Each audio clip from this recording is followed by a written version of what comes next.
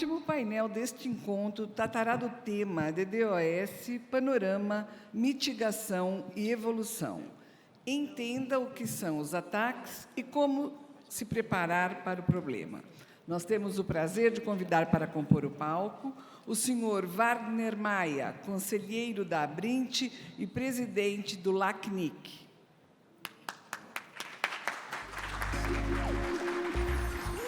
A senhora Lucimara Desiderá, cofundadora e coordenadora do Grupo de Trabalho Anti-Abuso para a América Latina e Caribe.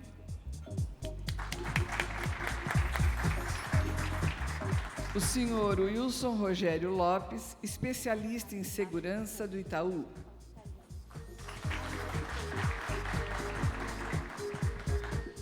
Nós solicitamos que os nossos convidados ocupem seus lugares. E, neste momento, temos o prazer de convidar para moderar este painel o senhor Wagner Maia. Alô? Bem, boa tarde a todos. Nós estamos aqui para discutir um assunto bastante importante, que são os ataques de negação de serviço, e que tem crescido, historicamente, tem crescido muito aí nos últimos anos.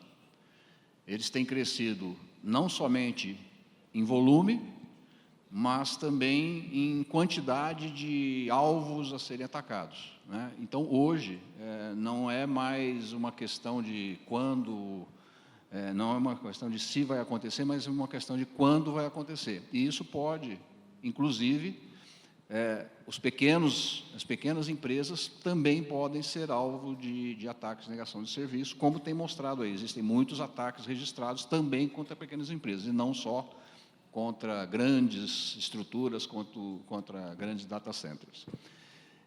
Então, para isso, nós convidamos, a Abrint convidou duas pessoas, dois especialistas no assunto, o Wilson e a Lucimara, a quem a gente agradece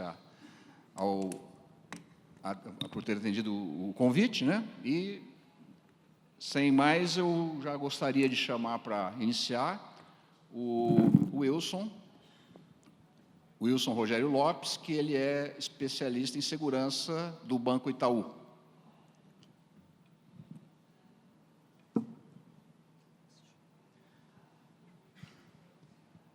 Bom, boa tarde a todos. Agradecer o convite aí do evento. É um prazer estar aqui falando e compartilhando aí algumas experiências que a gente tem aí no dia a dia com ataques de... como a gente sendo alvo de ataques de DDoS, a gente se protegendo disso, né? Bom, me apresentando aí, meu nome é Wilson, eu trabalho como especialista de arquitetura e segurança de redes, estou há 13 anos na área, já passei por NIC-BR, já passei pela Oi, pelo IG, estou no Itaú há 3 anos, como líder da área de segurança de redes. Bom, formação acadêmica, sou pós-graduado pela USP. Para quem acompanha aí o GTR e GTS, eu já desde os tempos de NIC-BR eu apresento, procuro apresentar lá algum tema novo. E aí estão as minhas áreas de interesse aí, arquitetura e segurança de redes, SDN, OpenStack, DNS, DNSSEC. Quem quiser compartilhar informação, quem quiser trocar informações sobre esses assuntos aí, estão ali os meus contatos, né?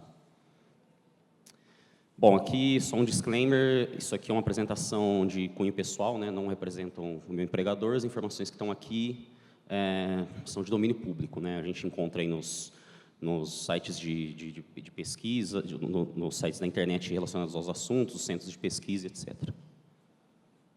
Bom, a agenda, vou falar um pouquinho aqui no começo de como foram os 3 últimos anos aí, qual que é o panorama dos ataques de DDoS nos últimos 3 anos, começando em 2014 até o que a gente está vendo hoje, por aí. Depois eu vou mostrar o que a gente tem de opção no mercado hoje e de boas práticas para mitigar esses ataques, e algumas recomendações gerais aí para você sofrer menos com esse tipo de problema, né? Bom, aqui até complementando aí o que o Maia falou aí, que DDoS hoje não é um problema de exclusividade de grandes empresas, grandes provedores, de banco. Hoje todo mundo está suscetível, todo mundo está sofrendo ataque aí. Toda a lista que você participa de discussão de área de redes ou qualquer coisa, sempre tem gente reclamando de DDoS, que está sofrendo, como fazer, que o cara, quem pode ajudar e assim por diante. Aí aqui tem uma frase, eu peguei isso aqui em algum, não lembro exatamente em que site de tecnologia, mas eu gostei dessa frase, acho que ela reflete bem que o DDoS hoje a gente pode comparar ele ao que foi o spam no passado, né? E é um problema de todo mundo agora. Você imagina que quando os sistemas de correio eletrônico começaram a funcionar, ninguém implementava nenhum tipo de anti-spam. E hoje, se você não tiver um sistema de anti-spam muito eficiente, você não consegue usar e-mail, né? Você vai, praticamente só vai ter spam dentro da caixa. Então, hoje, para você conseguir se manter no mercado, fornecendo serviço de conectividade e também hospedar qualquer tipo de negócio na internet, você tem que estar muito bem preparado para mitigar e se defender desses ataques DDoS. Bom, aqui, começando em 2014, contando um pouco da história, esse ataque aqui em 2014, ele foi o maior noticiado até então. Foi um ataque de 400 GB que a Cloudflare sofreu. A Cloudflare hoje, para quem não conhece, ela é um provedor ela fornece um proxy reverso, vamos dizer assim, de HTTP, onde ele fica à frente da sua infraestrutura e fornece serviço de mitigação de DDoS. São dos maiores do mundo aí. E aí, para entender, né, o problema, esses 400 GB, a análise que eles fizeram ali, foram necessários, são muitos NTPs abertos, mas só com 4.000 máquinas ali, o cara conseguiu gerar um volume de 400 GB, né, usando um ataque de amplificação. Ainda. A gente sabe que o NTP é um dos protocolos aí que tem um maior potencial de amplificação. Esse era o maior ataque até então. E ainda é interessante aqui dizer que pode ser que, de uma única origem, uma máquina gerando esses requests NTP com o IP, spoofando o IP do seu alvo, fazendo as consultas NTP para esses 4.000 servidores, ele pode ter gerado esse ataque. Ou seja, o cara precisa de uma máquina só para pegar os NTPs abertos que tem aí na internet para gerar uma volumetria desse tamanho, aí, de uma rede que não tem BCP38 implementado, não tem spoof implementado. Né? E aí depois, acho que a Lucimara na presença da Lucimara, vai comentar aí algumas coisas sobre boas práticas aí, para evitar isso. 2015, um novo vetor entrou aí, acho que quem sofreu o ataque deve ter visto aí pacotes chegando com porta de origem UDP 1900. Esse é um protocolo até então um tanto desconhecido, é o SSDP. A gente já vê aqui, essa aqui é uma análise da Arbor. A Arbor é uma empresa que vende equipamentos específicos para mitigação DDoS também, tem um sistema de mitigação DDoS na nuvem, né? E eles colhem informações e divulgam essas informações. Então, esse era o maior ataque que a Arbor já tinha pegado até então, de 334 GB. E olha o crescimento que a gente vê ali do número de ataques usando o protocolo SSDP. Quer dizer, ali a gente tinha no segundo quarto de 2014, a gente teve 3 ataques. Ali no primeiro quarto de 2015, 126.000 ataques. Então, exponencialmente, esse protocolo sendo usado para fazer esse tipo de ataque. E o que é o SSDP, né? SSDP é da sigla de Simple Service Discovery Protocol. Ele roda usa o DP porta 1900. Como que ele funciona? Para que ele serve, né? Esses dispositivos conectados hoje aí, tanto IoT quanto dispositivos inteligentes, televisão, Blu-ray, videogame, coisas assim, assim, é um protocolo desenhado para uma pessoa que não tem conhecimento, tem que entrar lá e configurar um DHCP ou colocar um IP manualmente. A maioria das pessoas não técnicas não sabem fazer isso, né? Ele é um protocolo, então, que, como se fosse um plug and play, o cara aperta um botão lá no dispositivo, ele usa esse protocolo para fazer esse search request dentro da rede, ele manda para um IP de multicast, e aí o cara que estiver dentro da rede servindo SSDP responde para esse cliente com as configurações de IP, DNS, e essa máquina vai estar conectada na rede, esse dispositivo vai estar conectado na rede. E ele tem um fator de amplificação de 30 vezes.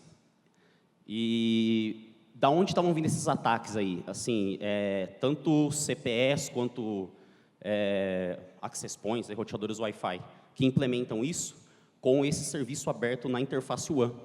Então, o cliente faz, o atacante gera esse request para varre a internet fazendo isso, né?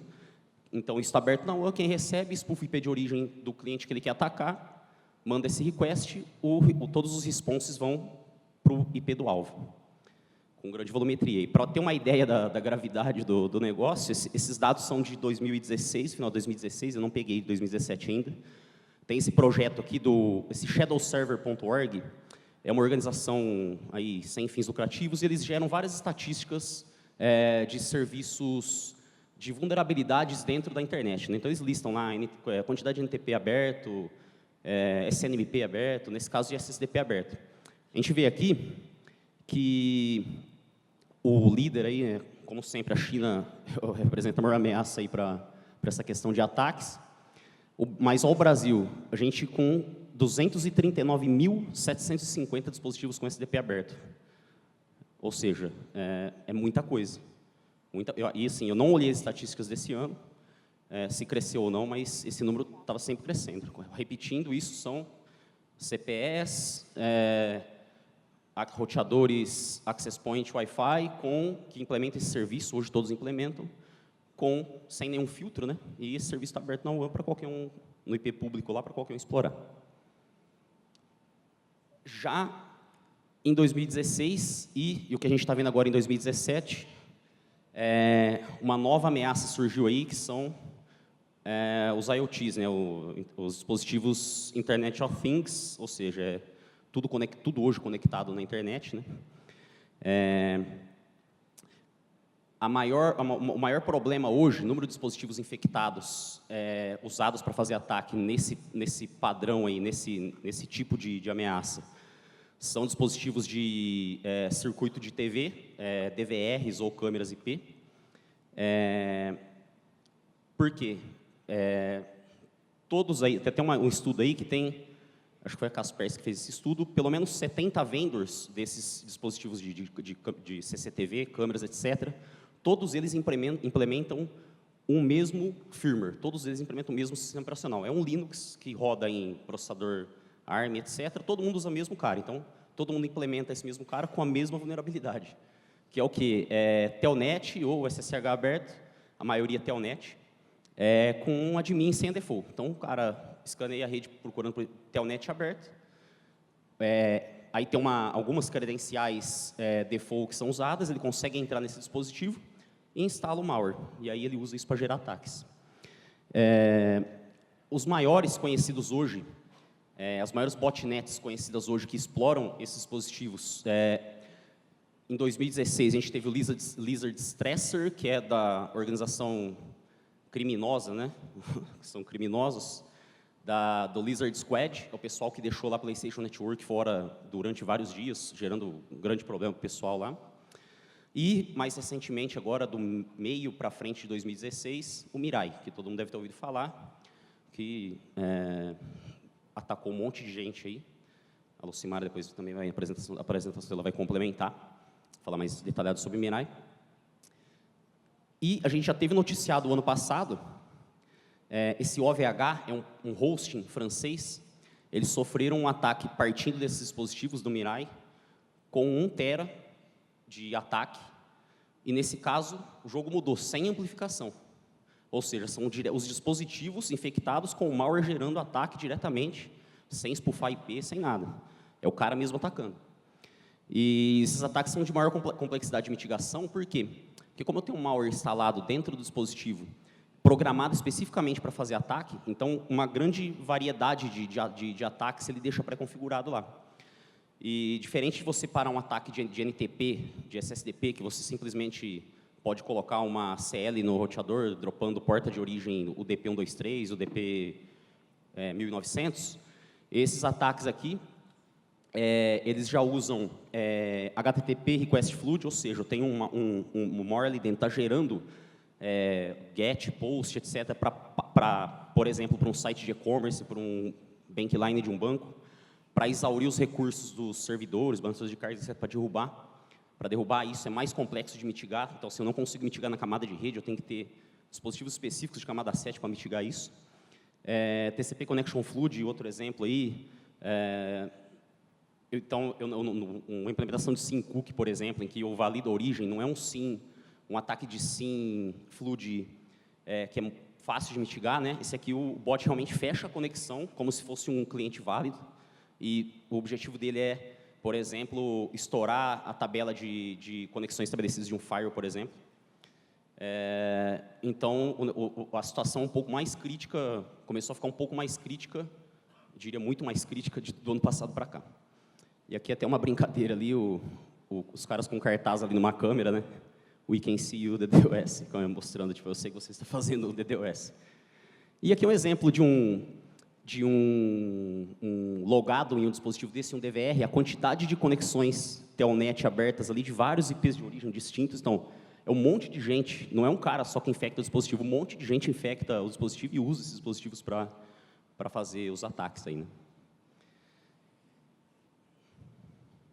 Falando um pouco de estatística, esse aqui foi o nosso cenário o ano passado, durante as Olimpíadas aí. Essa aqui é uma estatística da Arbor, como eu falei no começo, eles publicam as estatísticas, eles têm todos os clientes mandam um feed de estatísticas para uma central deles que se chama Atlas, Arbor Atlas, e aí eles concatenam isso e divulgam as estatísticas, né? Lógico que sem mostrar dados de clientes, IP, etc., mas para a questão de estatística mesmo. Então, assim, no começo de abril, começou a se observar o início da atividade dessa botnet IoT. Ali ainda com início de Mirai ainda, ali o Lizard Stresser, que foi o responsável na avaliação deles, eles entraram nos dispositivos, eles têm naquela URL ali, que está como fonte ali embaixo, eles mostram qual análise que eles fizeram, e nessa época ainda era o Lizard Stresser. Então, a gente já vê ataques ali chegando na casa dos 600 GB, né? E com muito mais sustentados do que os ataques que eles viram até anteriormente, né? E durante as Olimpíadas foi quando a gente teve a pior crise aqui. Isso aí é destino Brasil, tá? Não é gente lá fora, não.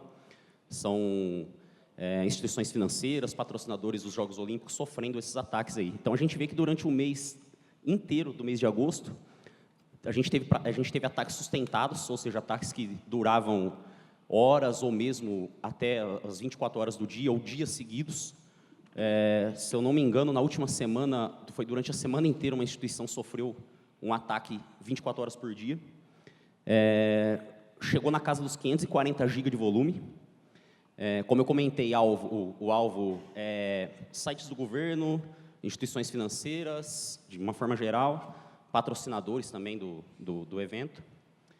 E uma novidade aqui que os caras usaram um jeito diferente de atacar, vamos dizer assim. Então, eles estavam usando pacote encapsulado com GRE para atacar o alvo. O que acontece aqui? A maioria desses dispositivos que a gente vê que são específicos para mitigação DDoS, eles sempre estão orientados a IP. Então, sempre, para quem conhece, quando você coloca um drop de porta X ou Z, quando você aplica um rate limit por IP de origem, um rate limit por país, qualquer coisa, sempre é orientado a IP. Então, se o pacote tiver GRE, ele bypassa. Então, o que aconteceu, teve um certo dia aí que todas as mitigações foram furadas, todo mundo sofreu até descobrir essa nova variação aí. Bom, então até ali o começo, até as Olimpíadas, né, até em agosto, a gente tinha a maior volumetria de 540 GB. Esse aqui já é uma atualização da Arbor, das estatísticas que eles lançaram esse ano, e aqui vai o ano inteiro de 2016, né? Então, ali no final de 2016, já ataques monitorados por eles na casa dos 800 GB. E aí um gráfico que mostra de 2012 para cá, né, como a volumetria tem multiplicado exponencialmente, né, muito mais do que nos outros anos. Então, realmente é um problema muito sério hoje. Banda preocupa até mesmo os grandes provedores aí, que dependendo de uma volumetria dessa, mesmo os maiores provedores de trânsito hoje do Brasil aí, não tem uma conectividade internacional, assim, contratam das Tier 1, não tem uma capacidade dessa para, então assim, mesmo que ele implemente algum tipo de mitigação, ele vai ter o seu backbone internacional saturado com um ataque desse tamanho aí. Bom, aí tem algumas estatísticas aí, falando de IPv6 também, já tem alguma coisa que o pessoal já também pesquisa, como a implementação do IPv6 tem que ser disseminada agora, né? Então, já tem alguma estatística em IPv6, só que isso aqui é baseado em entrevistas, né? Também fonte da Arbor.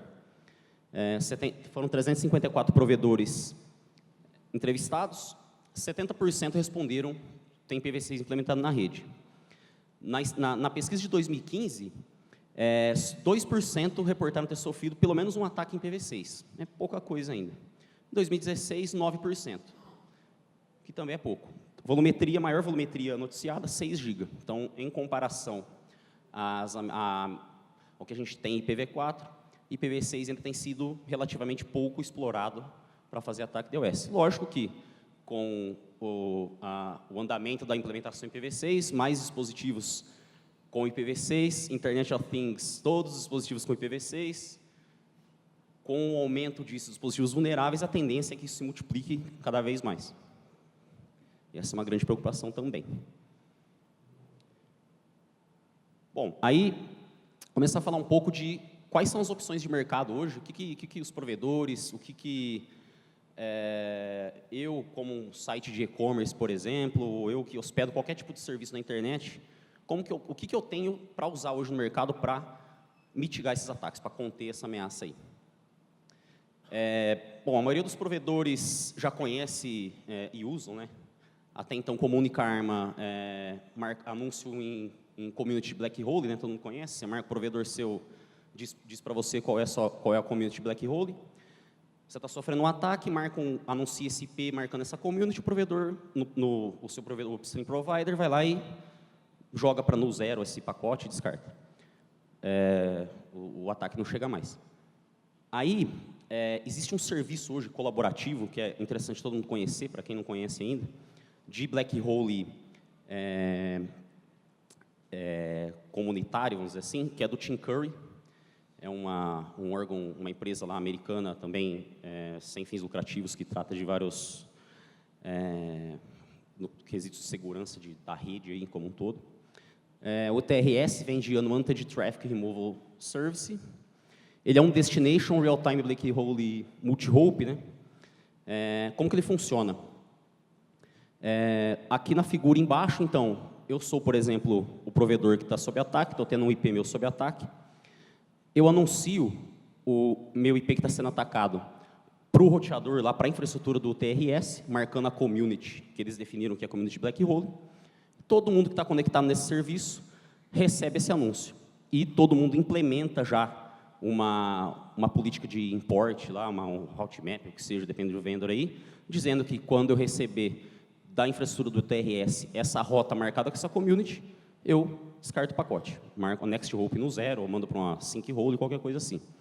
Então, ele é um sistema colaborativo. Quanto mais provedores aderirem a esse serviço, maior é a eficácia de mitigação, porque eu estou sofrendo ataque, eu anuncio o meu IP que está sob ataque, estou com a banda entupida, por exemplo, eu anuncio o meu IP que está sendo atacado, o ataque vai parar na origem, né? Então, o provedor que está gerando esse ataque vai parar. Ele é um serviço bastante eficiente para isso.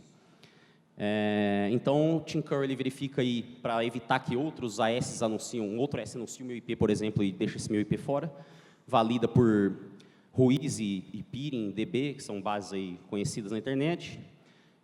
Como eu comentei, o bloqueio ocorre lá no AS de origem. Então, vou citar um exemplo. Eu tenho o provedor A, o IP de um provedor A está me atacando. Eu sou o provedor B. Se o provedor B e o provedor A participam do TRS, eu vou anunciar que aquele IP meu está sendo atacado, lá o provedor A vai receber esse anúncio e o ataque vai morrer dentro da rede dele, porque ele já não encaminha mais isso para a internet, ele descarta o pacote. Black hole, como todo mundo conhece. E como eu citei, quanto maior o número de AS, maior a eficácia. Não adianta eu implementar, ninguém implementa mais, e eu preciso que, quanto mais AS implementem isso, mais vou ter alcance de mais origens, né? Vamos dizer assim. Aí, isso é bastante recomendado, que eu acredito que é o caso da maioria das empresas aqui, provedores de acesso para o usuário, né? Então, via PPPoE ou via DHCP, que seja, eu entrego um IP lá para o cliente usa isso para navegar na internet. Esse IP está sofrendo ataque. Quando eu anuncio ele em black hole, ninguém mais chega nesse IP, ou seja, esse IP vai parar de funcionar, o cliente vai parar de funcionar. Então, eu sacrifico aquela conexão daquele cliente que está usando aquele IP, mas eu mantenho, a rede do provedor se mantém de pé, né? Se mantém íntegra. E aí, depende de cada um. Você pode entregar um outro IP para o cliente, sei lá. Cada um pode fazer, ou deixar o cliente fora, enquanto um cliente reclamando que está fora, enquanto está sofrendo ataque, mas o resto da rede está salva, né? Só que ele não é recomendado, não deve ser usado para ISPs, provedores de conteúdo, sites de e-commerce, bancos, o que seja. Porque ele é efetivo o ataque, né? Imagina que eu tenho um site de e-commerce na internet, estou sofrendo um ataque, eu anuncio em black hole o IP do meu e-commerce. Meu e-commerce vai ficar fora. Então, não serve para isso. Eu preciso de outras alternativas para esse tipo de ataque, para esse tipo de instituição, né? de empresa, vamos dizer assim. E, para isso, quais são as outras opções, né? Eu já tenho opções mais avançadas, que aí são usar infraestruturas específicas para mitigação de ataque. Uma opção que a gente tem, aqui no Brasil, eu posso citar os que eu conheço, depois, se alguém conhecer mais algum provedor que implementa, também complementa, não quero favorecer ninguém, mas, por exemplo, Level 3, Embratel, Vivo, Oi, Algar, todos têm esse serviço de Clean Pipe para oferecer para quem eles vendem trânsito. Como que funciona? Existem dispositivos específicos instalados dentro da rede do provedor. Alguns vendors implementam isso, a Arbor, por exemplo, é um deles. Tem outros, tem o Hardware, tem o Railway, A10, F5, vários caras implementam. Eles todos funcionam da mesma forma. Eles fazem a detecção de ataque via NetFlow. Então, o provedor, ele implementa, ele exporta NetFlow de todos os roteadores do seu backbone para essa solução, define alguns thresholds, e esse cara, sob ataque via NetFlow, ele vai conseguir detectar o ataque. E o que ele faz? Ele injeta uma rota, quando o IPX está sob ataque, ele injeta uma rota na rede, esse cara fecha IBGP aqui dentro da rede do provedor, ele injeta uma rota na rede, mais específica, né, /32 do IP, ou /32 de todos os IPs que estão sendo atacados, por exemplo. Todo o tráfego, então, é desviado para esse que a gente chama de cleaning center, né, para esses dispositivos específicos, que são específicos para mitigar ataque. E aí ele tem várias configurações específicas para fazer mitigação de ataque de DDoS. Dei exemplos aí, SymCookies, que protege de SymFlood, né? Ele intercepta todos os pacotes SYM, manda o ACK para o cara. Se for um bot, não é uma máquina válida, ele não vai responder o ACK. Enquanto ele não responde esse ACK, esse cara não deixa esse tráfego passar. O tráfego morre lá. Filtros estáticos, por exemplo, para dropar ataque de SSDP e NTP. Rate limit por source destino, posso dizer que para destino tal IP passa só 10 megabits e 50 kbps, por exemplo, coisas assim. Protocol Authentication, aqui ele faz validações de DNS, validações de HTTP, interceptando os pacotes para validar que esse cara que está fazendo request, requisição DNS, HTTP, SNTP, que seja um cliente válido. Payload Regular Expressions, então ele trabalha ali dentro da camada, até a camada 7, né? Se eu capturo isso via... Eles implementam uma ferramenta de captura, e aí eu analiso isso usando um Wireshark, um TCP-dump, qualquer coisa da vida. Se eu identificar alguma coisa em comum no payload desses pacotes, eu posso dropar baseado em payload. TCP Connection Limit, eu posso dizer que cada IP, por exemplo, só pode fechar 100 novas conexões TCP por segundo. Na 101 ele vai dropar, e aí isso, por exemplo, eu protejo aquele caso lá de um cara que derruba o Fire, porque ele vai fechando conexões com o Firewall aberto até, o Firewall tem um limite de 1 milhão de conexões estabelecidas, mais do que isso não vai passar. Esse cara eu posso, por exemplo, rate limit, cada IP só pode fechar 10 conexões TCP por segundo. Esse cara protege contra isso também. E também um rate limit usando GeoIP. Eu posso dizer, o que vier para mim de tráfego do Brasil, aí lógico, ele tem uma base que tem que ser atualizada de tempos em tempos, né, baseada em bases de RUIs, né, dos HERs aí que fazem distribuição de IP no mundo aí. Eu posso dizer, por exemplo, Brasil passa tudo, da China não passa nada, da Rússia passa 10 mega, dos Estados Unidos passa 100 mega. Posso, por país, assim, eu posso fazer um negócio mais simples. Se eu estou vendo que os ataques estão vindo de origem, basicamente, maioria internacional, eu posso dizer, Brasil passa tudo, qualquer outro tráfego que não seja Brasil, limito a 20 mega, 30 mega, 100 mega, que seja. Isso é bastante eficiente para conter volumetria de ataque quando você ainda não tem identificado que tipo de ataque está acontecendo. Então, primeiro você aplica um rate limit geral ali, salva os seus clientes Brasil ali. No caso de um banco, por exemplo, um e-commerce nacional, 99% dos caras que estão acessando estão no Brasil, então esses caras vão estar protegidos, né, vão continuar acessando o serviço, enquanto você analisa e consegue colocar uma mitigação mais específica. Um outro tipo de serviço, esses aqui para conter esses ataques de grande volumetria, como a gente está vendo aí de 1 tera, que já tem ataque de 1 tera noticiado. A gente sabe que amanhã a gente vai ter, a volumetria tende a crescer, né, porque os dispositivos aí infectados só estão aumentando. O serviço, existem algumas empresas que fornecem um serviço que eles chamam de mitigação da DDoS na cloud, né?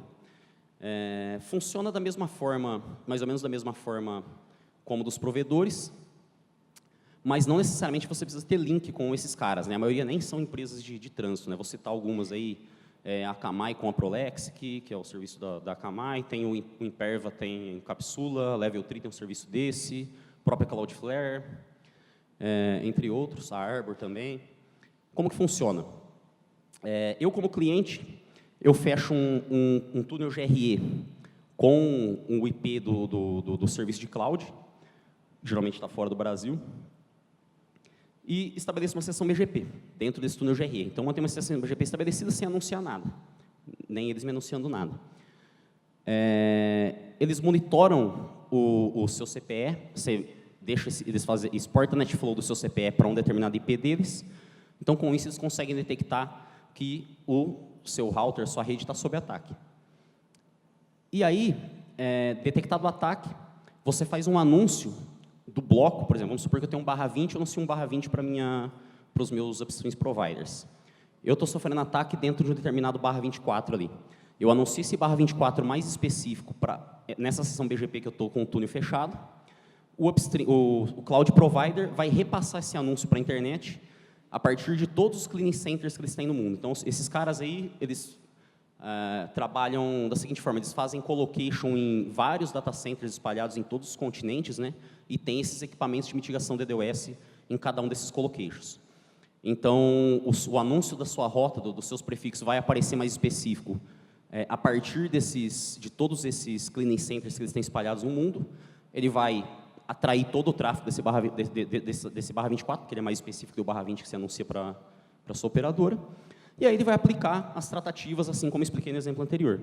Os equipamentos usados são mais ou menos os mesmos, uns desenvolvem tecnologia em casa, e aí tem todas as opções de mitigação que eu citei anteriormente. A vantagem aqui é que esses caras são para ataques de alta capacidade. De todos esses que eu citei, por exemplo, todos eles têm mais de 4 terabits hoje de capacidade de mitigação, porque eles têm uma infraestrutura bastante distribuída, com vários cleaning centers. Então, eles conseguem hoje tratar ataques aí na casa de 4, 5, já tem provedor que implementando 8 tera de capacidade de mitigação. Então, para o que a gente conhece hoje de grande volumetria, esses caras são capazes de mitigar esses ataques aí. Quais são os prós dessa solução? A capacidade, como eu falei, na superfície de mitigação. Então, um ataque de 1 tera ele conseguiria mitigar com certa tranquilidade, vamos dizer assim. E é fácil de implementar. Eu não preciso fazer nada na minha rede, não tenho que comprar equipamento, não tenho que comprar link, não tenho que fazer nada. Eu só fecho um túnel GRE com o IP do cara e o serviço está funcionando. Não preciso fazer mais nada. Como contras, eu citaria a latência, né? Porque caso o cara não tenha um desses cleaning centers dentro do Brasil, por quê? Todo o seu tráfego vai passar a entrar pelos cleaning centers deles que estão nos outros continentes. Então, se eu já tenho um cliente que acessa, por exemplo, eu hospedo um serviço e eu tenho um cliente de provedores nacionais que vai me acessar, ele acessa meio que sai do provedor de origem do cara, passa por mais 1 ou 2 no máximo e já chega no meu serviço. Nesse caso, o tráfego vai todo lá para fora para depois chegar aqui. Então, a latência de acesso ao meu serviço aumenta muito. E a questão de GRE com MSS, aí quem já trabalhou com túnel GRE na infraestrutura sabe que tem um problema aí em questão de você tem que diminuir MTU da rede, dos equipamentos embaixo, ou mesmo aplicar um MSS, reescrito de MSS, por exemplo, o pacote HTTPS tem o bitdef setado, então, vamos supor que eu não diminuo isso, eu tenho lá um pacote com 1.480 bytes, o GRE no meio do caminho tem um MTU menor do que isso, o tráfego vai ser, como eu tenho o def setado, que é o don't fragment do TCP, né, ele deve ser descartado silenciosamente, nem vou saber o motivo. Então, tem uma preocupação em acertar isso dentro da rede antes de começar a usar um serviço desse. E aqui, mais falando, não é tanto foco para provedores, mas falando para... Aqui seria o caso do cara que hospeda, que tem um negócio na internet, né? Outras opções também que ele pode usar. Ele pode usar os balanceadores de carga hoje, todos aí do mercado, implementam features para mitigação de ataque DDoS. Para mitigar sync-cookie, aí, sync cookies por hardware, eles têm FPGA programada para isso, aí, centenas de milhões de sync cookies por segundo. Outras coisas, se eu sou eu tenho um site na internet aí, de um negócio qualquer, eu posso aplicar rate limit por IP de origem, por URL requisitada, alguns checks de header, para verificar se esse cara é um cara válido ou não. Inserir cookie, porque se for um bot do outro lado, que é um script rodando, ele não faz análise, ele não usa cookie, né? Ele não é um browser, né? Ele não vai conseguir retornar um cookie para você. Inserir JS também para validar que JavaScript, validar que o cara é um browser válido, né? Ele manda um desafio em JavaScript, ele tem que executar a conta que o JavaScript está mandando fazer, retornar isso para o servidor. Se ele, beleza, executou o JavaScript, beleza, eu sei que do outro lado tem um browser, não é um robô. E inserção de CAPTCHA. CAPTCHA, todo mundo conhece, o cara, estou sob ataque e eu coloco uma validação lá de CAPTCHA antes de deixar o cara acessar o meu site. Uma outra mitigação aqui, isso aqui é para quem quer implementar firewall em Linux, por exemplo. Muita gente usa máquinas, servidores Intel aí, comum para usar como firewall na rede. Essa aqui é uma opção que tem no kernel 3.13 do Linux, por exemplo, o Red Hat 7 já vem com esse kernel aí, que é o SymProxy. O SymProxy é uma nova implementação, eu tenho uma nova tabela dentro do iptables, que é chamado SymProxy. Então, o que ele faz? Todos os pacotes que chegam ao servidor, antes de ele entrar na análise de input, quer dizer, está lá no hall ainda, todos os pacotes que chegam e forem SYN, eu marco eles como no track. Quando ele entra na tabela input, depois eu verifico todos os pacotes SYN que estão marcados como untracked, eu jogo para essa tabela SymProxy. E aí eu coloco ali MSS, Windows Key, timestamp, etc. Então, todos os SYNs que estão chegando para isso aqui eu posso implementar tanto no Firewall no meio do caminho, quanto no servidor final mesmo. Todos os SYNs que chegam, ele vai interceptar, não vai colocar lá na tabela, não vai colocar na tabela de estado, seja do firewall ou da máquina, e vai retornar o ACK para o cara.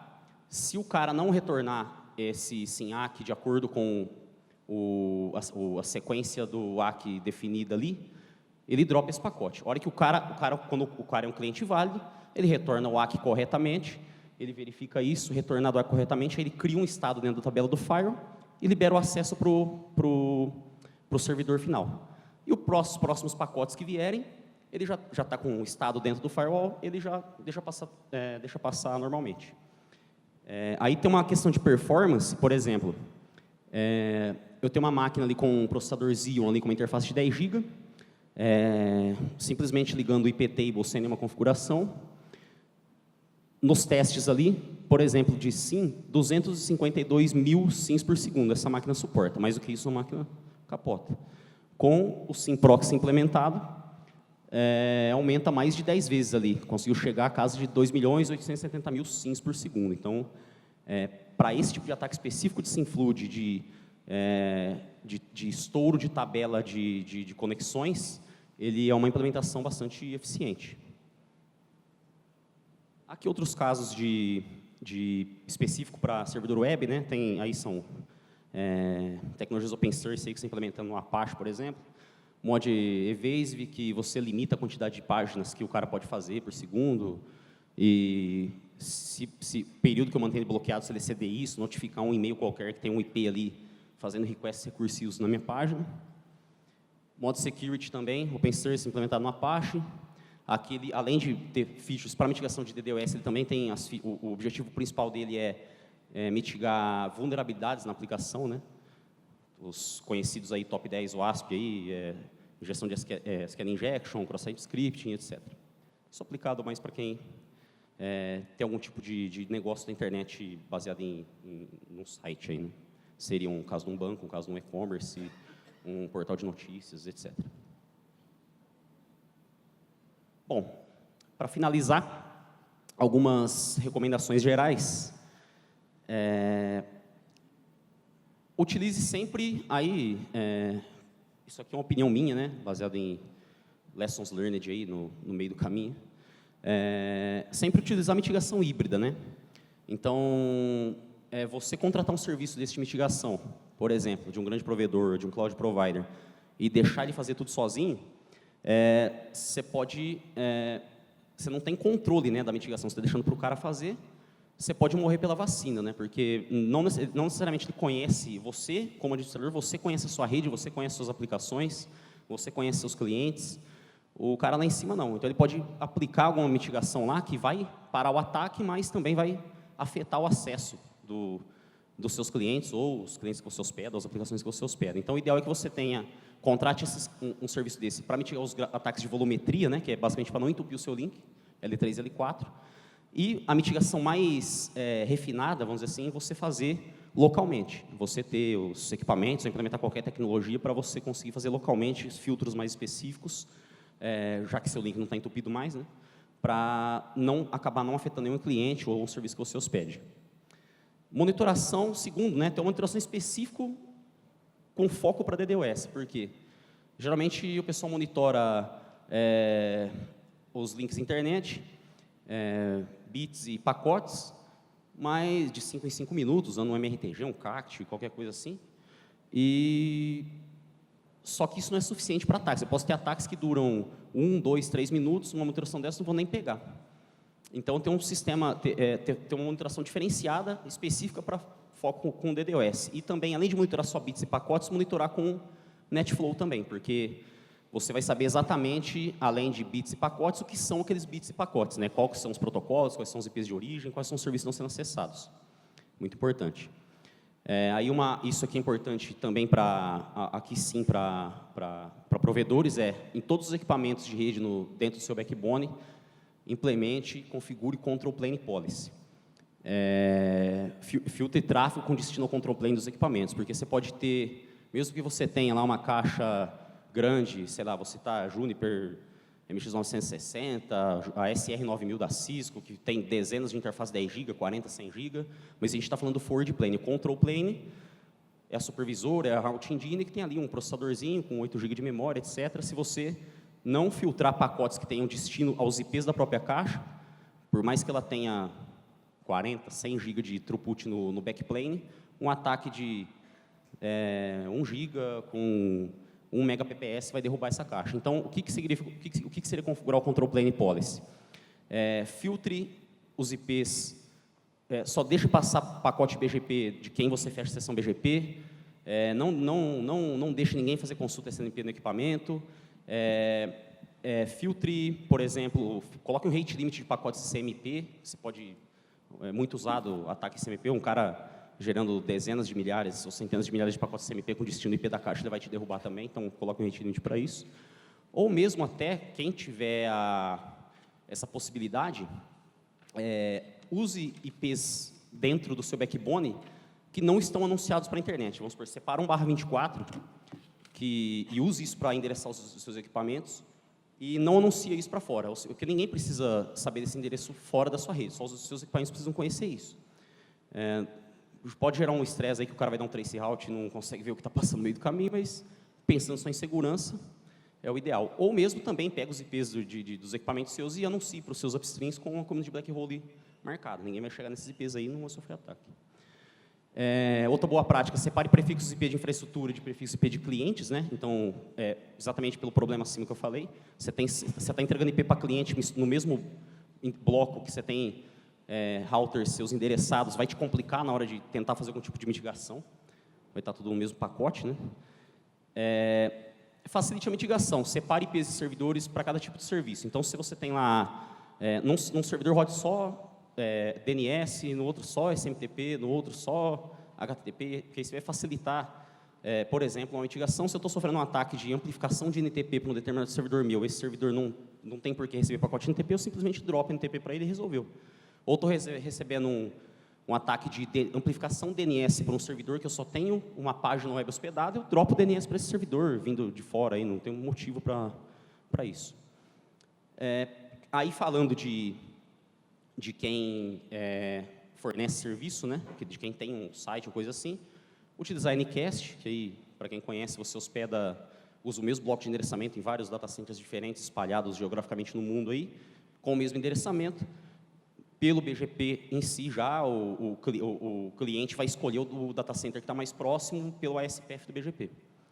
E, por último, fuja de controles stateful na borda. Então, se você já implementa, por exemplo, você tem os seus routers de borda, e logo embaixo você tem um firewall que está tudo embaixo dele, se esse firewall cair, toda a sua rede vai estar fora. Então, é melhor você usar controles stateful onde eles realmente necessitem serem usados. Como eu expliquei anteriormente, aí, um dos grandes problemas que a gente tem logo depois de saturação de banda é queda de firewall durante o ataque DDoS. Bom, é isso que eu tinha para falar. Aí tem algumas referências. Tem um documento do CERT aí, recomendações para melhorar o cenário de ataques distribuídos de negação de serviço. Esse documento, eu tenho uma contribuição minha lá também, como ajudei na revisão. Quem quiser entender ali o TRS, o serviço do Tim Curry, tem ali o site do serviço.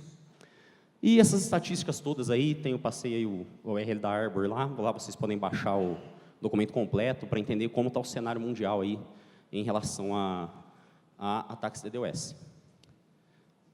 Isso aí, obrigado pela atenção de todos aí. Se alguém tiver alguma pergunta, pode ficar à vontade.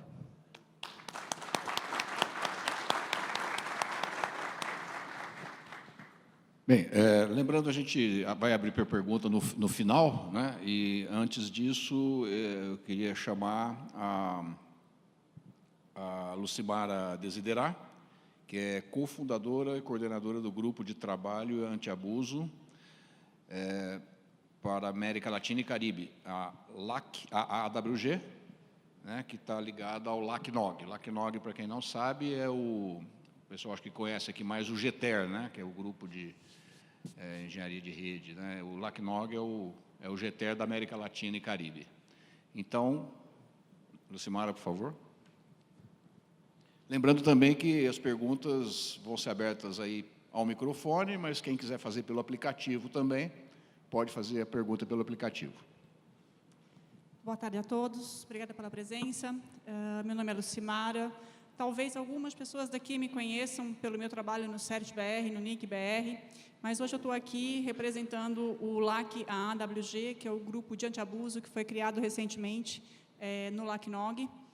E eu vou dar um approach diferente para o que o Wilson falou, que a ideia de adoção de boas práticas contra o abuso, para a gente tentar matar o problema na raiz, antes de deixar que ele chegue e atinja o outro lado. Então, o que é abuso de rede? Basicamente, o uso malicioso e sem consentimento da rede é um abuso. Então, exemplos de abuso: spam, phishing, o próprio ataque de negação de serviço. O fato de existir uma rota disponível na internet não significa que aquela rota pode ser usada para qualquer atividade. Por exemplo, para mandar um ataque de negação de serviço para algum outro site. O fato de eu ter uma caixa postal de e-mail não significa que eu queira receber qualquer tipo de mensagem na minha caixa postal. Então, o uso malicioso ou sem consentimento de uma conexão ou de um recurso disponível na internet, isso para a gente é considerado um abuso. E aí, outros exemplos de abuso, como o malware, exploração de vulnerabilidades em sites, invasão, vazamento de dados, tudo isso são abusos que existem na internet. E esses abusos têm uma série de desdobramentos, de impactos nos negócios e também no impacto operacional, que vão desde danos à imagem do serviço, seja tanto do operador da rede, como do site, que eventualmente está fora do ar e não consegue manter os seus serviços, isso é um dano para a imagem. É uma perda financeira, cada minuto que você fica fora do ar e não pode prover o teu serviço, isso é uma perda financeira para você e para aqueles que têm serviços na internet. A indisponibilidade do recurso, né, a negação de serviço, e no caso também dos operadores de rede, muitos de vocês podem ter problemas com IP em blacklist, e isso é um problema de negócio, porque você, às vezes, tem um recurso que você não pode usar, aquele recurso está em blacklist, a comunidade tem maneiras, né, de identificar IPs que estão executando atividades maliciosas, e por isso são colocados em listas negras. E aí muitas operadoras, não operadoras, mas muitos sites e muitas organizações usam essas listas negras para filtrar os seus serviços. E aí, então, não aceitarem conexões, não aceitarem serviços vindo daqueles IPs.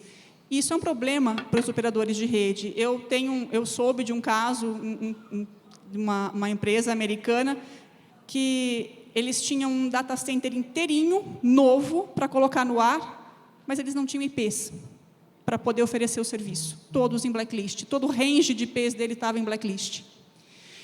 E também problemas legais, né? Acho que ninguém aqui gostaria de ter a Polícia Federal batendo na porta, dizendo, olha, você está hospedando pornografia infantil, ou você está executando um ataque contra alguém, e aí a gente quer entrar e fazer parar o problema. Então, além de outras coisas, né, outros processos civis e tudo mais que ninguém gostaria de sofrer. Então, todos esses são desdobramentos e impactos que o abuso de rede pode trazer para as organizações. Mais do que isso, abuso é lucro para criminoso. Então, eles colocaram outra versão aqui, eles mataram o meu slide de baixo, mas tudo bem.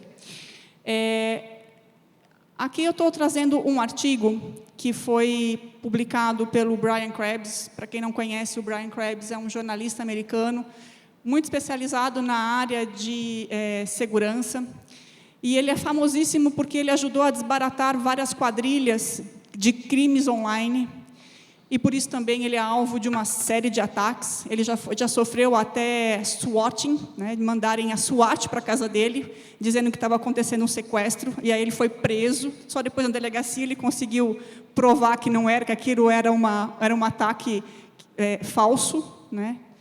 E, enfim, ele publicou um artigo falando de um serviço chamado VDoS.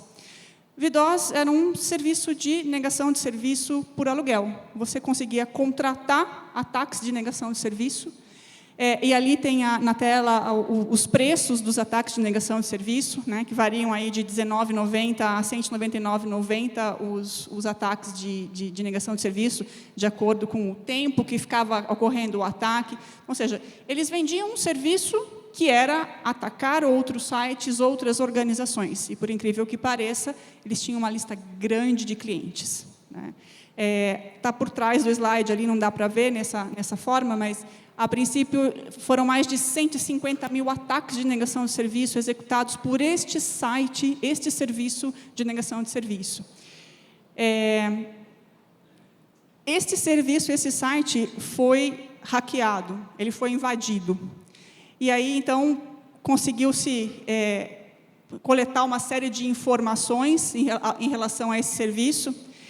E aí, então, o Brian Krebs publicou uma série de informações que levou à prisão dos detentores do site. Em virtude dessa prisão e de uma série de outras coisas, o Brian Krebs foi, de novo, vítima de uma série de ataques. E aí veio, então, esse ataque massivo ao site dele, um ataque de negação de serviço que chegou a 600 gigabits por segundo, 620. E, por conta disso, ele tinha um serviço de mitigação de DDoS junto à Prolexic, que era a fornecedora do serviço dele. Hoje, a Prolexic é parte da Akamai. E nesse nível de ataque, a Prolexic falou para ele, olha, eu sinto muito, mas eu não consigo mais te manter pro bônus aqui na minha infraestrutura. Se você quiser continuar tendo o mesmo nível de serviço de proteção de DDoS que você tem hoje, você vai ter que pagar. E aí, a pesquisa que o Krebs fez ali, ele disse que custaria entre 150 mil a 200 mil dólares ano para ele manter um serviço de proteção de negação de serviço. Obviamente, ele, como um jornalista freelancer, eu não posso pagar, e aí ele falou que ele estava saindo do ar. Por mérito do trabalho dele, ele foi acolhido pelo Project Shield da Google. Então, a Google hospedou o site dele e está dando para ele o serviço de proteção de negação de serviço, totalmente gratuito. Mas aqui fica o alerta, né? Quantos conseguem pagar um serviço de proteção de negação de serviço nesse nível? Né, que custa aí 150, 200 mil dólares ao ano. Isso para ele, que era um site de jornalismo. Imagine serviços muito maiores, como bancos e como outros sites de entretenimento que tem por aí.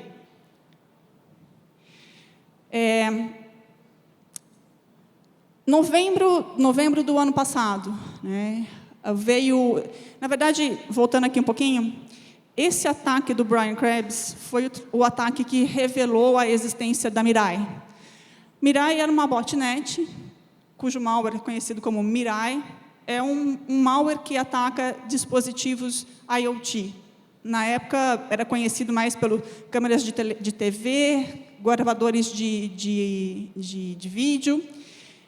A gente sabe hoje que, na verdade, afeta também dispositivos CPS, aqueles que os operadores colocam na casa da gente. Nosso routerzinho, nosso Wi-Fi, eles também são vítimas do bot Mirai. E aí entra exatamente a notícia que no final do ano passado, em novembro, a Mirai começou a atacar os CPS e atingiu a Deutsche Telekom. Foram quase 1 milhão de usuários derrubados do ar. Não porque eles estivessem querendo derrubar o CPE, mas é porque a voracidade do malware, na hora que ele queria se propagar, era tão grande que ele acabava derrubando o próprio CPE. E aqui, imagino que outros operadores no Brasil também sentiram os efeitos dessa propagação do malware da Mirai no CPS. E aí eu lanço aqui, vou falar um pouquinho do problema. O que aconteceu? Por que o equipamento falhou e, na verdade, por que ele foi explorado? Foi uma exploração de uma vulnerabilidade na implementação do protocolo TR-69, que é o protocolo de gerência de redes e CPS para o WAN. O TR-69, na implementação do router que a Deutsche Telekom utilizava, ele trazia uma implementação falha que, na porta que é para o WAN, ele mostrava também implementações do protocolo TR-64, que é da LAN, que não deveria jamais ser exposto para a rede, para a internet, e estava sujeito a uma vulnerabilidade que você executava comando remoto sem qualquer tipo de autenticação. Ou seja, a gente tem 3 problemas, né? Falta de autenticação e partes da rede, do que deveria ser da rede interna, expostos para a rede interna. A sorte aqui é que a Deutsche Telekom usava um mecanismo, ela tinha uma forma de gerência de rede, onde bastava o usuário desligar o CPE, a hora que o CPE ligava, ele buscava atualizações no servidor da Deutsche Telekom, então, rapidamente, ela conseguiu gerar uma versão nova de firmware e corrigir o problema na rede dela, o que não acontece em boa parte do mundo e dos outros provedores. A Deutsche Telekom é bem estruturada. A gente teve também, em outubro, na mesma época, um pouco depois do ataque ao Brian Krebs, o ataque ao ADIN. ADIN, que é provedora de serviço de DNS para os Estados Unidos, para uma série de empresas. Ela também foi atacada pela mesma botnet da Mirai, e deixou fora do ar vários serviços, que uma vez que você derrubou o serviço de DNS, você não vai ter como resolver nomes. E, portanto, sites como PayPal, Netflix e uma série de outros, que são serviços bastante conhecidos, ficaram fora do ar em uma grande parte dos Estados Unidos, isso no final do ano passado. E aí, então, risco potencial, né? A gente o Wilson mencionou alguns protocolos que permitem ataques de reflexão, e a gente, infelizmente, tem uma situação bastante chata, né? Eu vou mostrar aqui algumas estatísticas do projeto Cyber Green. O Cyber Green é uma iniciativa que começou no Japão, no JP-CERT. Hoje já é uma iniciativa mundial, com vários colaboradores, inclusive o CERT-BR e vários outros, que fornecem dados estatísticos para essa iniciativa. E aqui é uma tabela que está disponível no site deles, tem para vários países. Qual é o potencial ofensivo que cada país tem de gerar ataques de negação de serviço?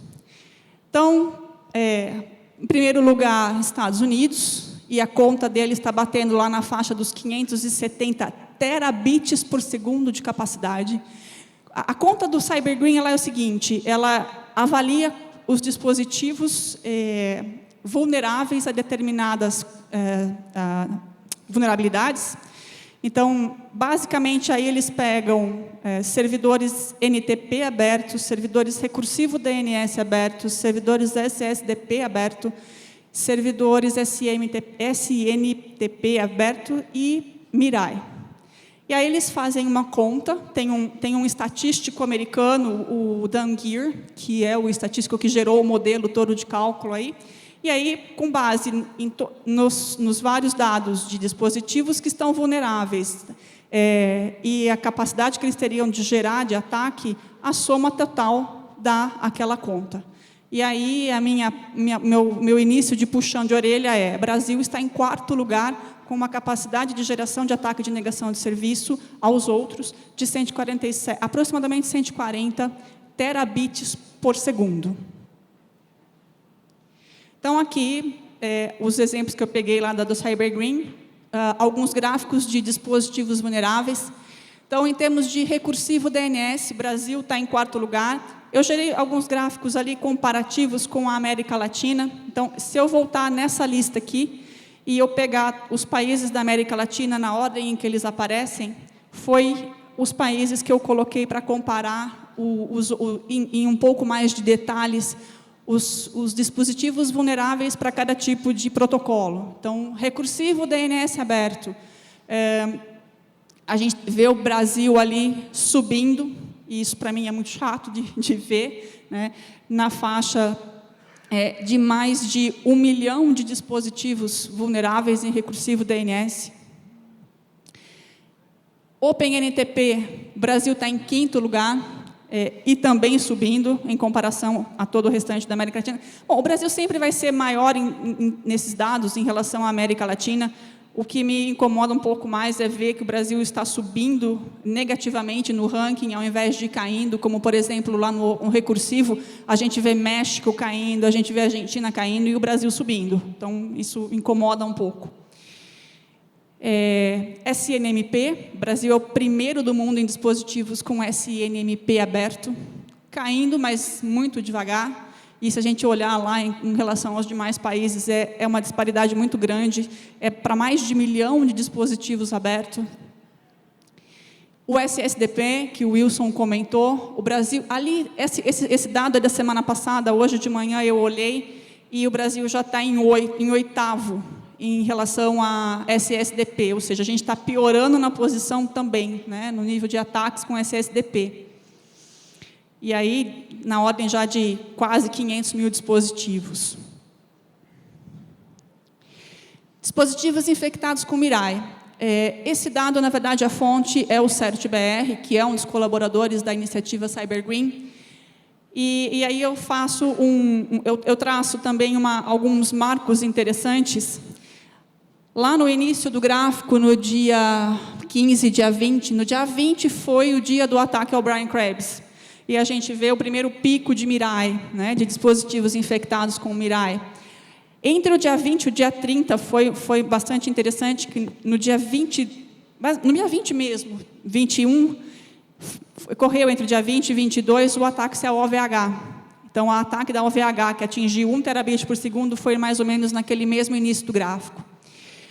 No dia 30 de setembro, o código-fonte do Mirai foi vazado para a internet. Na verdade, vazado não, né? O cara que escreveu o código, ele disponibilizou. Segundo o relato dele no e-mail, na notícia que ele fez, ele dá a entender que o FBI estava chegando perto, e aí, então, para que ele não fosse pego sozinho com o código, ele abriu, e agora o código é de todo mundo, né? Então, o método de evasão da responsabilidade dele. No dia 21/10, foi o ataque a DIN, né, que derrubou vários serviços. E ali, no dia 27, 28, entre de 27 e dia 1º, foi o ataque à Deutsche Telekom. Fez um pico de praticamente 700 mil dispositivos infectados que a gente mediu aqui. E aí começou a cair, né? Felizmente. Hoje a gente está aí, o Brasil na faixa dos 50 mil dispositivos. A gente chegou a ter mais de 500 mil dispositivos ativos aqui no Brasil, infectados com Mirai. E Mirai, como o Wilson falou, um dos maiores problemas dele é senha fixa, senha conhecida, telnet aberto. Ou seja, serviço desnecessário habilitado, disponível na interface WAN, que não era necessário. E má prática de senha, que é senha fixa ou senha genérica conhecida, que não se troca quando a gente recebe o dispositivo em casa. Quem aqui sabe o que é BCP38? Por favor, alguém levanta a mão. Uau! 3. Tá, então vamos falar o que é BCP38. BCP38 é uma Best Current Practice. Ela, na verdade, é uma RFC. Eu não lembro agora o nome da RFC, eu conheço mais por BCP38. Que diz o seguinte: filtragem de pacotes espufados. Na teoria da BCP38, não deve jamais sair da nossa rede tráfego cuja origem não seja a nossa própria rede. Justamente para impedir que tráfego com o endereço de outra rede tenha o pacote com endereçamento errado. Que isso é a base dos ataques de reflexão. Ataque de reflexão, basicamente, o bandido troca o endereço de origem, manda um pacote de requisição para um serviço, um NTP aberto, um DNS aberto, e aí, aquele serviço que recebeu a requisição, ele vai responder para quem? Para o endereço de origem, certo? Só que se o endereço de origem é outro, ele forjou o endereço de origem para mandar para outro lugar, aquele pacote vai ser roteado, a resposta não vai vir para quem pediu, a resposta vai para o outro, que é aquele que o atacante quer atacar. É o target, o alvo do ataque. E a BCP38 é exatamente isso. Ela diz que não deve sair da nossa rede tráfego cuja o pacote de origem não seja a nossa própria rede. E aí, existe um projeto lá no NIC-BR que se chama CIMET-Box, que é para medir qualidade de banda, qualidade de rede, e a gente pediu para incluírem esta medição, tentar mandar um pacote espufado na rede, usando o endereço de um terceiro. No caso, a gente usou o endereço do próprio NIC-BR. Então, esses routerzinhos, os CIMET-Box, eles estão espalhados pelo Brasil todo. Hoje são mais de 3 mil dispositivos espalhados pelo Brasil. E esse teste foi feito. Vamos tentar mandar um pacote com um endereço como se fosse de um terceiro, e o terceiro era nosso NIC-BR. Era o NIC-BR. 59% dos AS permitem spoofing, hoje no Brasil. É muito chato de ver isso. 59% permitindo spoofing para redes de terceiro. Existe uma outra informação que é redes privadas, essa está menor, mas deixar a rede de terceiro espufando, deixar espufar para endereço de terceiros, é literalmente potencial de negação de serviço, de ataques de reflexão. E aí a minha pergunta é, a gente pode melhorar esse cenário? A gente pode fazer alguma coisa para que isso mude, para que a gente diminua os ataques de negação de serviço, sem ser pagando para se proteger, sem ser pagando necessariamente um serviço de terceiro? A minha resposta é boas práticas, implementação de boas práticas, né? Cada um de nós abraçar a causa e levar para dentro de casa uma lição, né? E implementar isso nos seus pequenos, na sua pequena parte. Cada um fazendo a sua parte, a gente chega no todo.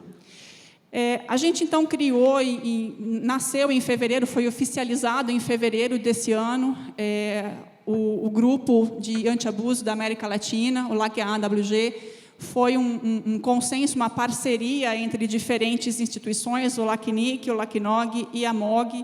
A MOG é justamente uma instituição que nasceu nos Estados Unidos, que prega a questão de boas práticas para antiabuso. O nome é M3AAWG, o Messaging, Malware and Mobile Anti-Abusing Working Group.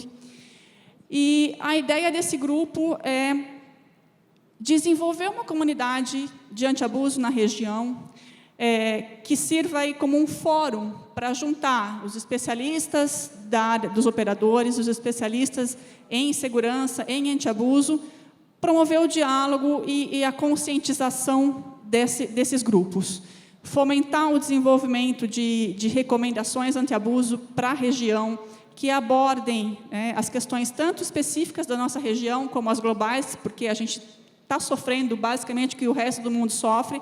A gente tem algumas regionalidades, e por isso o grupo quer tratar, e que participe e contribua também para a comunidade global, né, que leve as nossas questões para o resto do mundo, para que as boas práticas que são geradas fora do Brasil também contemple as nossas, do Brasil não, fora da América Latina, né, também contemple as nossas regionalidades.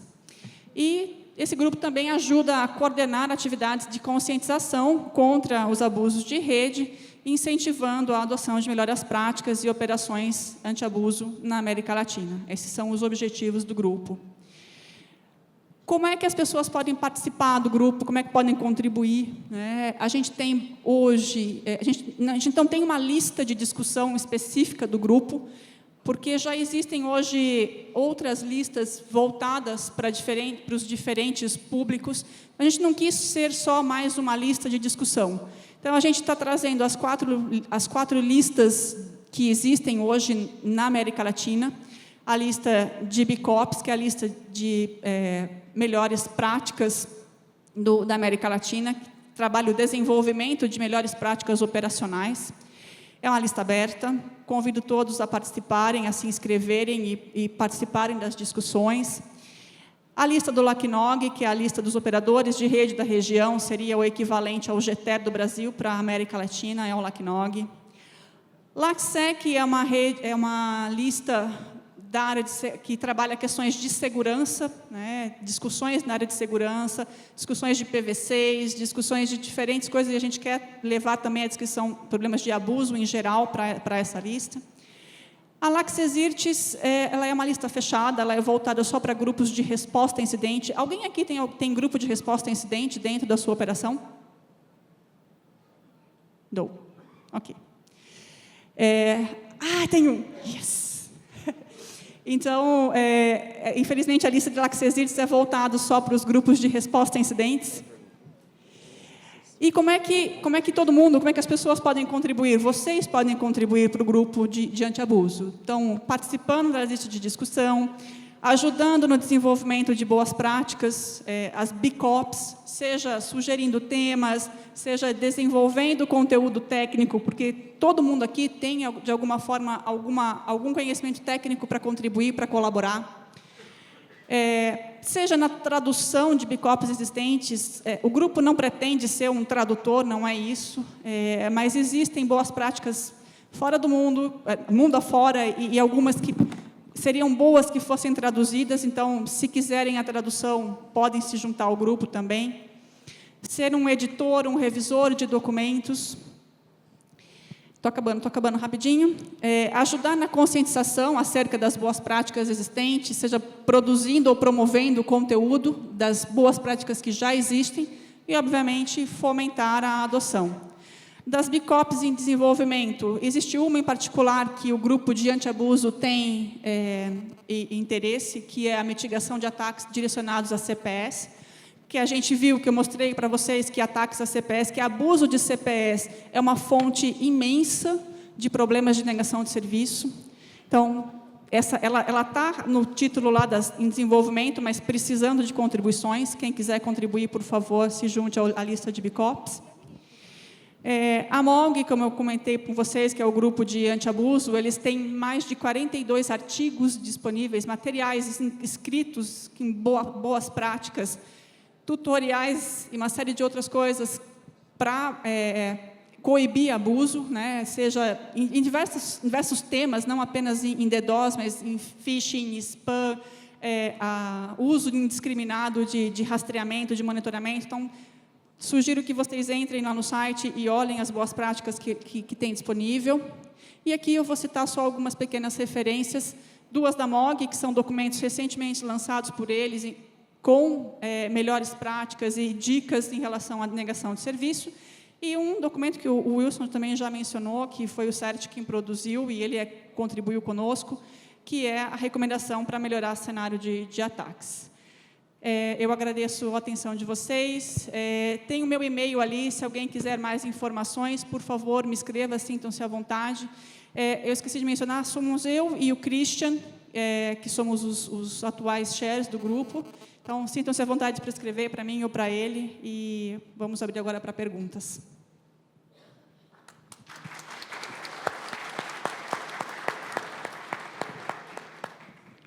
Obrigado, Wilson. Obrigado, Lucimara. Vamos abrir, então. Se a minha internet estiver funcionando aqui, eu não recebi nenhuma pergunta pelo aplicativo. Então, vamos abrir as perguntas aí para a plateia.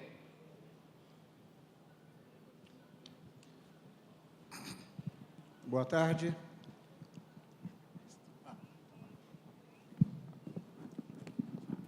Sou eu? A Lucimara comentou logo no começo, é Guilherme meu nome, sou consultor telecom, de um site que cobrava para fazer ataque para terceiros. Obviamente, o proprietário desse site ganhava algum dinheiro vendendo esse serviço. Agora, quem contrata esse tipo de serviço é só para denegrir a imagem de alguém ou de uma empresa, ou até mesmo outros hackers, né, vamos dizer assim, que fazem esse tipo. Como é que eles ganham dinheiro? Com esse último ataque que a gente viu do ransomware, eles trocavam isso por Bitcoin. Então, a gente vê um interesse financeiro. Agora, no DDoS, existe o interesse? Como que eles ganham dinheiro? Não tem necessidade de ganhar dinheiro, é só para atrapalhar mesmo. Então, o grupo, ficou encoberta a imagem, mas aquele grupo que mantinha o site, pelos documentos que eles levantaram, o grupo que mantinha o site de gerar negação de serviço, eles tiveram por volta de $600 mil de lucro com isso, né? 600 milhões de dólares, desculpa. E aí, o propósito de quem contrata varia de, sim, concorrência desleal, eu quero derrubar o site do meu concorrente para que ele não tenha o serviço disponível e, automaticamente, os clientes dele vão procurar outro site para servir. Isso acontece muito na área de games, né? Esses jogos online, eles são extremamente vítimas desse tipo de operação, né? Um contrata negação de serviço para jogar para o outro, para que ele receba os clientes dele. É concorrência desleal. Mas tem outros motivadores também. Tem motivador político, eu quero derrubar o site do outro como uma forma de protesto. Tem várias motivações, mas também passa, sim, pela motivação financeira de concorrência desleal. Só complementando, a lista das empresas que foram atacadas nos últimos anos, nos últimos 2 anos, qualquer coisa assim, ela está disponível. Se você der uma busca aí na internet, você vai achar, de repente, se alguém aqui teve algum ataque, pode achar seu IP lá que foi atacado, né? O NIC-BR também estava na lista. Então, tem a lista de quem foi atacado nos últimos 2 anos, acho. Está disponível. Acho que primeiro aqui, né? Boa tarde. Até perdi a palestra que teve antes da de vocês. Eu estava no quarto de hotel, mitigando um ataque DOS na minha rede, que estava vindo de NTP. Meu nome é Leandro, eu sou do interior de Mato Grosso, então não há referência geográfica para esses ataques, realmente. Eu quero perguntar assim, para esse tipo de ataque NTP, a gente recebeu em UDP, não houve muito o que fazer, porque não tem como bloquear o fim a fim da conexão. Quais seriam as melhores práticas para se adotar para tentar se proteger disso, se é só uma solução em nuvem que vai ajudar? Se vocês têm preocupação, sobre a implementação do IPv6, da forma que ele está sendo feito, até com uma certa de última hora, que é todo que a gente está fazendo, a gente vai acabar implementando uma rede fim a fim com dispositivos residenciais que estão totalmente desprotegidos, né? Se isso não vai aumentar muito o grau de ataque, né? Eu queria saber as informações. Fazer uma outra ligação aqui, que talvez não tenha nada a ver, vou dar uma viajada, mas será que a franquia não resolveria isso? Você estaria limitando um pouco, a hora que o cara atinge lá, ele está sendo usado de bootnet, a franquia dele estoura, porque ele vai estar gerando uma camada um volume de dados muito grande. Será que essa liberdade toda não vai atrapalhar também? Só um comentário, né, uma provocação. Bom, falando da parte técnica da coisa aí de como mitigar um ataque NTP, acho que são 2 coisas, né? Acho que a primeira coisa ali, os números que a Lucimara mostrou ali são bastante preocupantes aí. Ela focou bem em Brasil, para a gente não achar, como eu falei no começo lá, não é um problema de outros países, é um problema que a gente tem hoje no Brasil. Hoje todo mundo tem problema com ataque DDoS. A quantidade especificamente NTP, servidores NTP abertos ali, isso inclui não só o servidor NTP, mas o próprio roteador seu. Ele é um cliente de NTP, mas ele também serve de NTP, né? Então, se você não filtra quem pode constar esse NTP nos seus roteadores, também vai ser um possível ser usado para fazer ataque, né?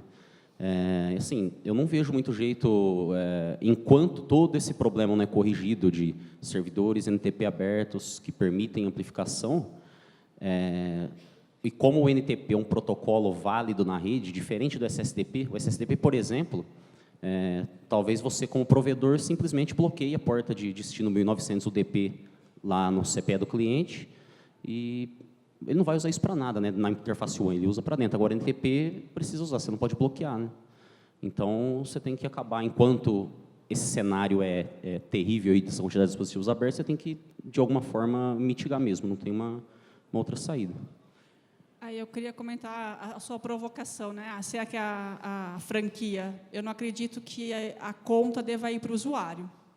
Eu acho que tem sim que implementar melhores práticas, e aí cada um que entrega um dispositivo na casa do usuário tem que entregar um dispositivo fechado. Tem que estar com o SSDP fechado, não pode ter o NTP aberto, não pode ter o recursivo DNS aberto. Quem entrega dentro da casa do usuário um CPE é o provedor. Então, ele tem a responsabilidade de entregar um dispositivo com as melhores práticas implementadas, usando o BCP 38 para impedir que ele gere ataque de spoofing, que ele tenha várias outras portas abertas que vão abertas no próprio CPE. Então, aliás, é uma das coisas que eu menciono ali, quando a gente fala daquela boa prática que a gente está querendo desenvolver, é justamente uma boa prática para levar o mercado a exigir de quem começa a gerar a cadeia, né? Então, ao sair do fornecedor que produz o CPE, quais são os requisitos que vocês que vão comprar, vocês provedores, vão comprar o CPE de um fornecedor qualquer, sei lá, eu não conheço muito o nome de provedor, de fabricante de CPE, sei lá, Zyxel ou coisas assim.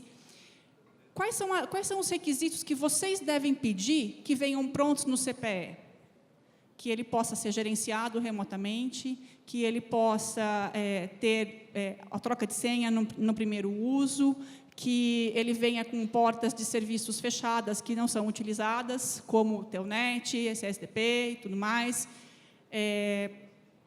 E por aí vai. Quais são os requisitos? O mercado precisa começar a demandar isso dos produtores, dos fornecedores, e não só por preço, qual é o mais barato, porque senão a gente nunca vai atingir uma internet segura, uma internet resiliente. A gente vai estar sempre correndo atrás do prejuízo. Queria só complementar o número que a Lucimara mostrou no começo, de IPv6. Quando a gente está falando especificamente de ataques, desses ataques de DDoS aí, com amplificação, usando fator, isso a gente está falando de uma camada acima, né? Camada de aplicação, seja IPv4 ou IPv6, o NTP é o mesmo, o DNS é o mesmo, o SSDP é o mesmo. Lógico que existe uma preocupação em... o IPv4 já tem anos aí de implementação, todo mundo conhece muito bem quem administra, né, como configurar um servidor DNS em IPv4 com as devidas proteções, NTP, etc. Mas pode sim haver um problema em que o cara simplesmente habilita, por exemplo, IPv6 no servidor DNS dele ou no NTP, etc., e não aplica as mesmas políticas de segurança que ele aplica nos endereços IPv4. Vou dar um exemplo aqui. Para você não ter um recursivo aberto, você limita quais clientes, quais IPs podem fazer consulta DNS nos seus servidores. Você pode fazer isso em IPv4 e deixar IPv6N, por exemplo. Então, você está protegido de não ser um DNS recursivo aberto em IPv4, mas em IPv6 ele é um DNS recursivo aberto. Um comentário, a gente estava discutindo na lista do LACNOG essa semana, alguém pediu boas práticas, né, de configuração de IPv6, e aí uma das RFCs que eu mencionei foi exatamente chamar atenção para isso, porque vários routers e, na verdade, firewalls também, as pessoas configuram para o IPv4 e esquecem do IPv6. E aí o IPv6 está aberto. Então, sim, o IPv6 traz uma demanda muito maior, é muito mais assustador pensar que a gente vai ter milhões e milhões de dispositivos conectados em IPv6, e então, por isso, a gente precisa lembrar também do trabalho dentro de casa. O meu firewall, o meu router está configurado para IPv6 de maneira correta, ou eu só estou enxergando o IPv4, e o IPv6 está totalmente aberto. Né? Evandro, por favor. Só um comentário antes de fazer a pergunta. Esse painel de DDoS, os provedores têm mostrado uma preocupação enorme com o tema recentemente, e a gente pediu até que houvesse um painel de DDoS para começar a discutir o tema. Já criamos listas de e-mail para discutir isso, e tem se tornado cada vez mais importante, porque os ataques, mesmo pequenos, às vezes, para alguns provedores, de 1 giga, afetam demais a infraestrutura e o atendimento aos clientes. Então, depois, até o Wilson talvez possa até comentar, né, a realidade, talvez, lá do Itaú, não sei se você pode falar números, mas deve ser diferente dos provedores. Provedores, periodicamente, têm algum ataque, alguns deles. Mas a pergunta é a seguinte, tanto para o Wilson como para a Lucimara. É mito, talvez seja até uma pergunta recorrente, mas é mito que, quando você recebe um e-mail ou um convite de alguma empresa que oferece uma mitigação de DDoS, depois, sequencialmente, você é atacado, logo na sequência você é atacado? Isso acontece? Porque estou perguntando porque isso a gente fala muito em grupos de WhatsApp, em listas de e-mail, e o pessoal fala, puxa, recebi um e-mail oferecendo o produto, vou ser atacado. Isso acontece, é mito?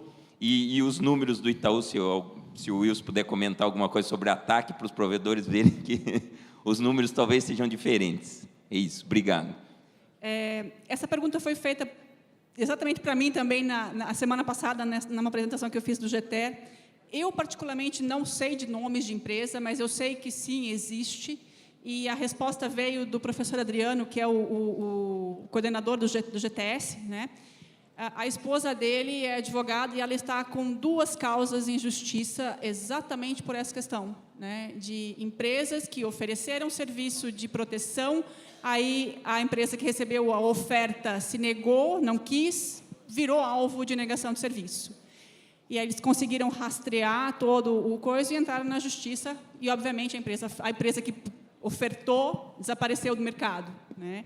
Então, existe, sim, o business de DDoS é um business muito forte, muito. Então, infelizmente, tem.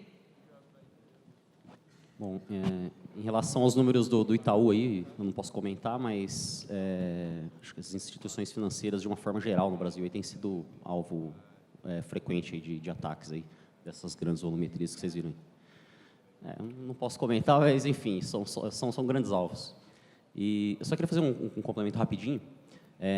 Uma coisa que é para a gente, todo mundo ficar preocupado, esses números que a Lucimara mostrou em relação à não implementação de BCP38, anti-spoofing, nos seus routers de saída aí, o número é muito grande, 59%, né? Então,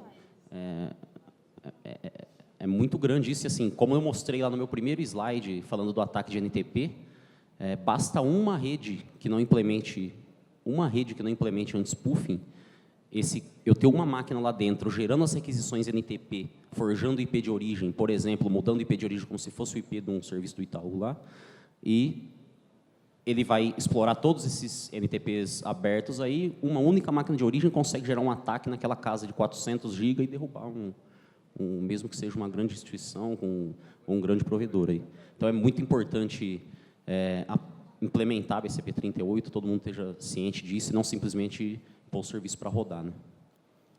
Só um comentáriozinho, né, sobre BCP38, né?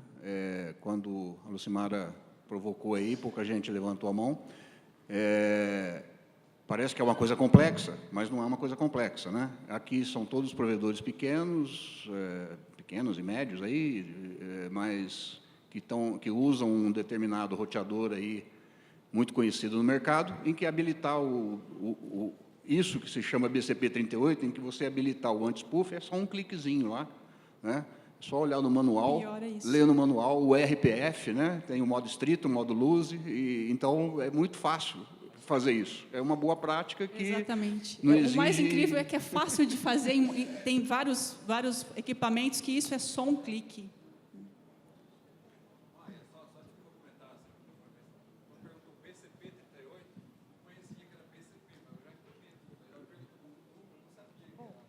Basicamente, egress filtering, ou filtro anti-DDoS, filtro anti-spoofing, desculpa. Anti-spoofing. Bom, pessoal, se não houver mais perguntas da plateia, uma última pergunta, então, da plateia, e depois eu vou ler rapidamente, tem 2 perguntas aqui pelo aplicativo, e aí a gente encerra o painel. Boa tarde, eu sou Fábio Crispim, de Sensanet Campus. A Lucimara comentou em relação ao CIMET Box fazer o teste de anti-spoofing, né?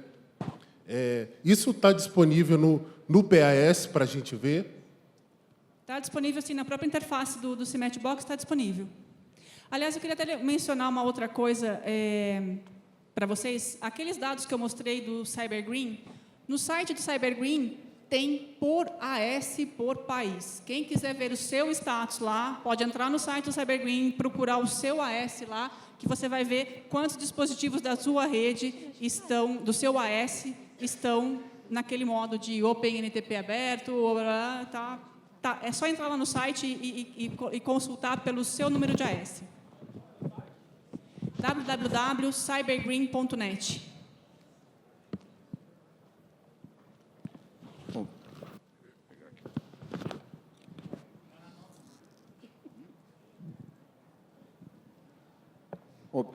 Chegaram aqui duas questões pelo aplicativo.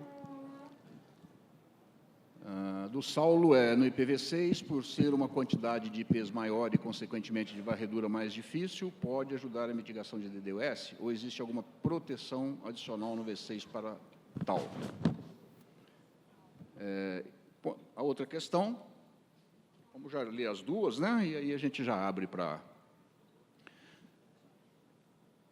Usamos proteção através do túnel GRE e a latência alta é o maior problema. Conhece algum fornecedor com servidor no Brasil ou até mesmo no XBR? Não, acho que esteja presente no XBR.